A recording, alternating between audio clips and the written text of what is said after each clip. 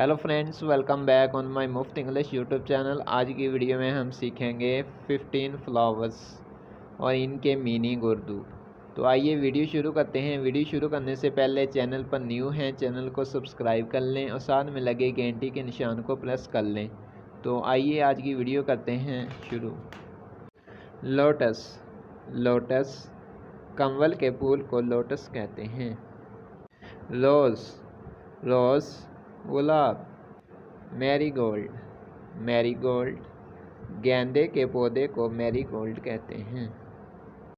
Sunflower, sunflower सूरजमुखी के फूल को सनफ्लावर कहते हैं।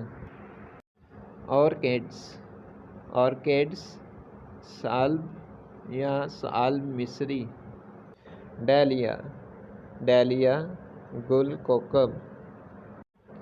जैस्मीन, जैस्मीन चमेली का फूल।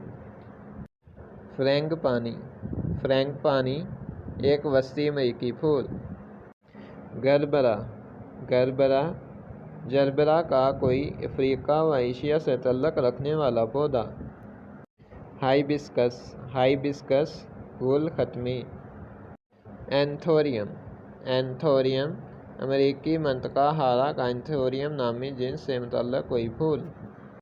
Bougainvillea, bougainvillea. Number 13 carnation, carnation गुलनार। नंबर 14 है हमारे पास tiger lily, tiger lily, tiger lily.